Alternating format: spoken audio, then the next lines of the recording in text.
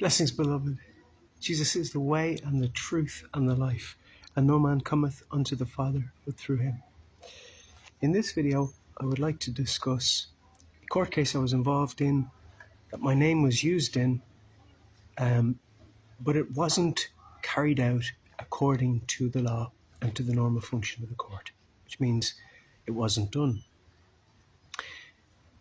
It was brought before the High Court that sections 115 and 117 needed to be tested for their constitutional rightness. And in other words, they needed to be held up to the Constitution of Ireland to ensure that they were flowing out of it properly.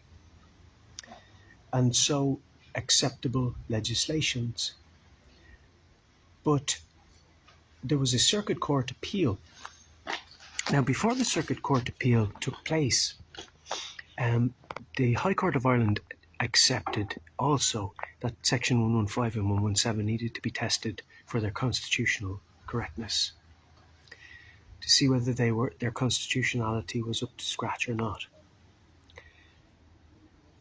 So they agreed that this needed to be done. So it was scheduled, and there was a court date allotted. So once the court date is allotted, the court have committed to testing those sections. That means it must by law be done. These were the most pressing things that needed to be done by the High Court, because if they were shown as unconstitutional, the 7-month jail sentence that they had given me would be automatically quashed. Now, restate that. It's so important that the testing of section 115 and 117 be tested as a matter of first importance, because they would automatically quash the convictions if it was shown that they were unconstitutional. So any court not doing that is obviously incompetent, because they should easily identify that it would be redundant to do other things aside from testing the constitutionality of section 115 and 117 first, because and the reason it would be redundant is because they would automatically quash those convictions if they were not constitutionally sound. So what's the problem there? The problem there is that the High Court of Ireland have committed to doing so, and have, even though the court case was held, failed to do so. They abandoned the testing of those sections midway throughout the case.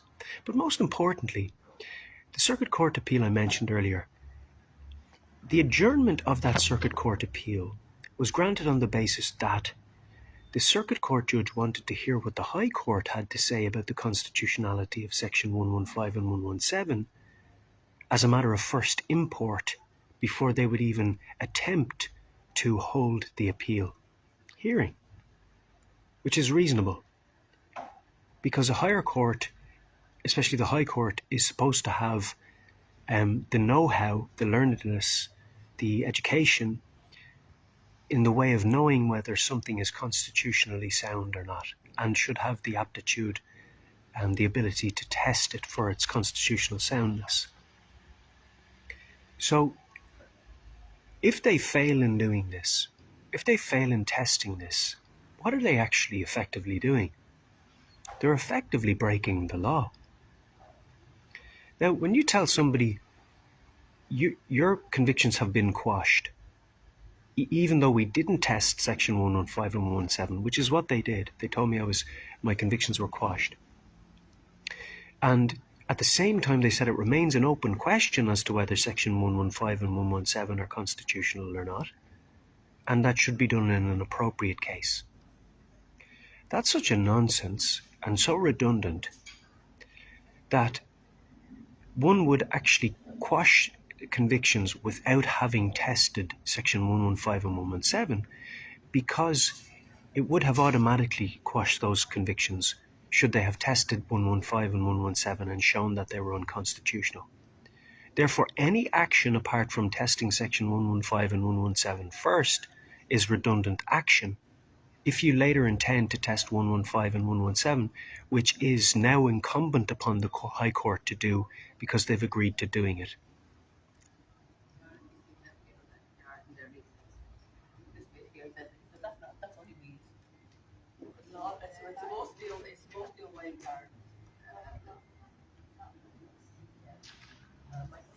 So do you see how that works? If Section 115 and 117 are to be tested by the High Court and they've agreed to do so, it now becomes the law that they must. It's no longer a question. It's no longer open for discussion. They have to do it. So it would be redundant to hold an appeal for an unfinished case.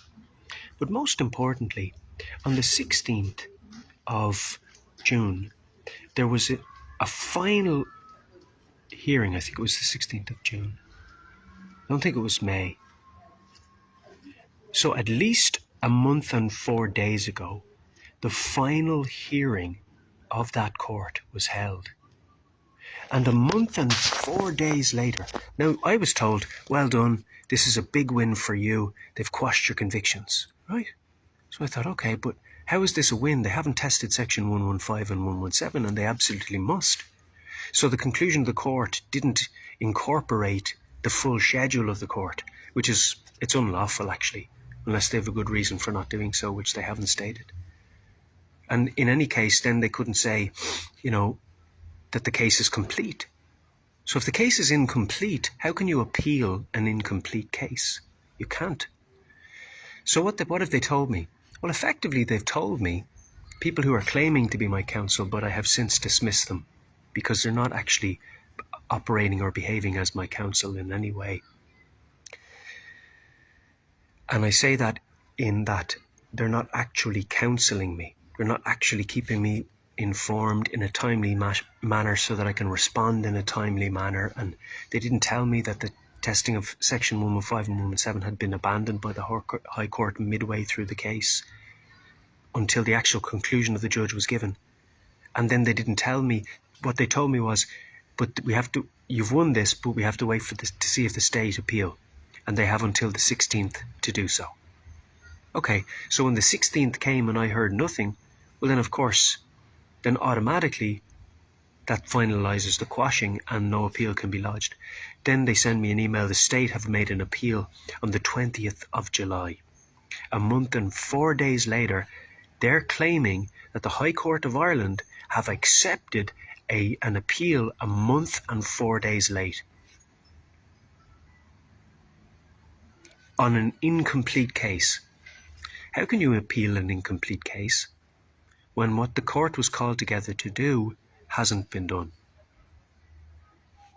Not only that, but if they appealed the quashing of those convictions and the court said, no, you're right, then the court would have to go and test Section 115 and 117 anyway. And if they found them unconstitutional, that would completely overthrow anything that was previously done.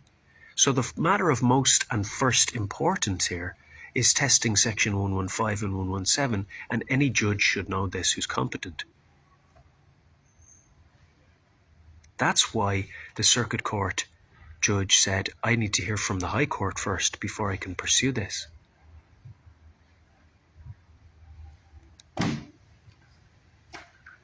So clearly, what they're doing is unlawful and basically illogical.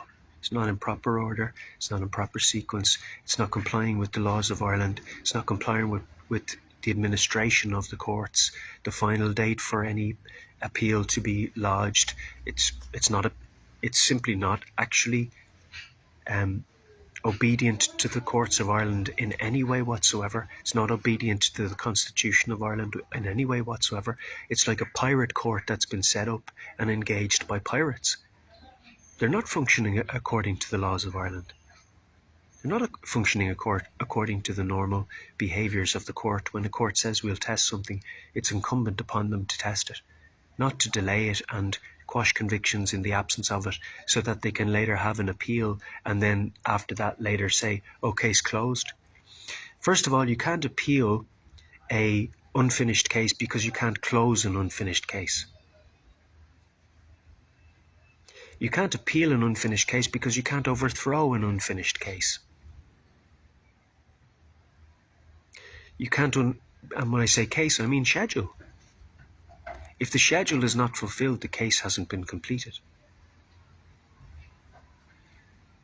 again, if it was shown that the constitutionality of Section 115 and 117 was not sound, it would automatically quash my convictions. That's why it's redundant to do anything else first,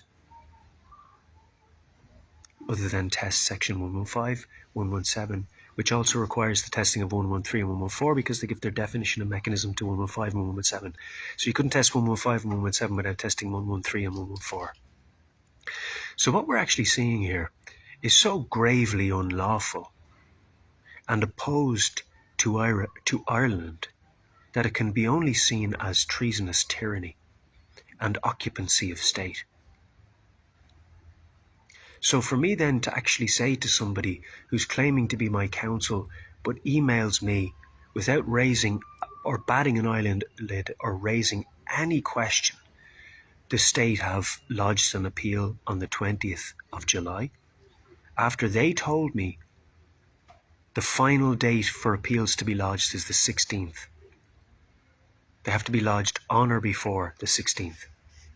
A month and 4 days later, they send me an email and do not address what they previously said. I can only see them as incompetent, failing as my counsel, and that's not the first time or the first manner in which they failed. And so I can only, in the interest of proper function and in the interests of the Irish people and in the interest of not aiding and abetting unlawful activity, I must dismiss them and have. I've dismissed Cormac O'Quaig and Co. solicitors. They're no longer my representatives. And the High Court of Ireland must actually comply with the law on these matters. Because what they're doing now is very seriously wrong. Very seriously wrong. So when we see something that's so blatantly unreasonable and treasonous and unlawful as this conduct that's ongoing here, what can we conclude? Well, we can't conclude that reasonable men are involved here or that reasonable men are prevailing here. So what do we conclude then? We conclude that there are spiritual entities operating in, through and above these occurrences that are demonic. It means they're of lesser spiritual nature, which means they do things that are illogical. And they have to operate in the areas of darkness, which means they do things that are nonsensical and out of order. So out of sequence. They're not in proper sequence, because that's the way demons operate. That's what's meant by the darkness. It's a chaotic sort of a spiritual source. So it only manifests chaotic behavior. So when we look at these basics, we say, well, Section 115 and 117 was brought before the High Court to test. They accepted that this needed to be tested. So did the Circuit Court of Ireland. So both the Circuit Court and the High Court had said, right, we need to test Section 115 and 117 for the constitutional soundness. And this would actually overthrow the convictions because they couldn't be grounded in the Constitution and must be seen as unconstitutional and therefore removed from writing. And if this occurred, all my convictions would be naturally and automatically overturned. So this should be the first port of call, and if it's not the first port of call, you can see that they're not operating in a logical sequence. Not only are they not operating in a logical sequence, they're not doing what they said they would, and therefore they're not obeying the law. They're not following the final date for appeal. They're not following even the basic things like administration. So this is an abandonment of not just Ireland, the state, the High Court, the Circuit Court, the function of An Garda Síochána, but this is an abandonment of the proper function of government. It's an abandonment of the proper function of a solicitor, a lawyer, a law firm. It's abandonment of the laws of Ireland. It's an abandonment of reason. It's an abandonment of anything that is sensible and makes basic logical sense. So we can only assume that Satan is involved. And so I can no longer have any involvement with those who are promoting of this chaotic behavior in our government, or I would actually be aiding and abetting them in doing so. One big mistake for Satan would be to think that he can use a man of God as a pawn in his game.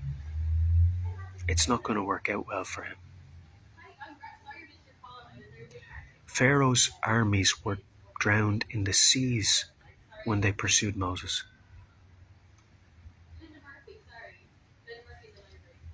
Do you understand?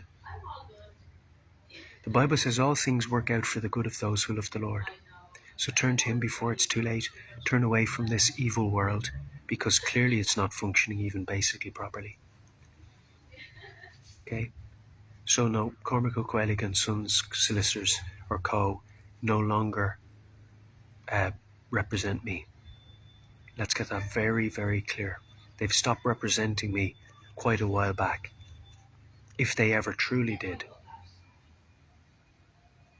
And the most important thing is that doesn't actually let the High Court off the hook in any way, because the High Court have actually committed to doing this.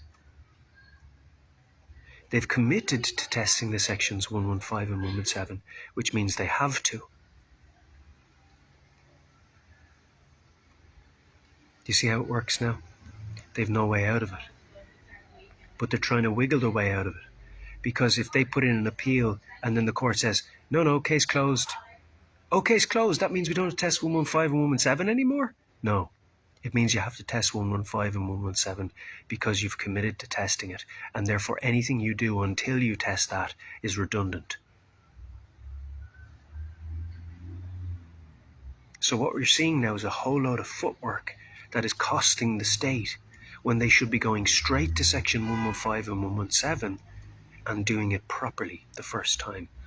And there's still a circuit court appeal adjournment waiting for the testing of section 115 and 117. Why aren't they doing it? There's an appeal going in. When there's an appeal waiting on the testing of section 115 and 117, there's another appeal going in, and they haven't tested 115 and 117. You see how corrupt it is? How they've abandoned the logical sequence that they should be following? That's demonic. You see how it works? You see how it looks? It's exposed now. The government is demonically influenced, and they need our prayer. So pray, Christians. Blessings in Jesus' name.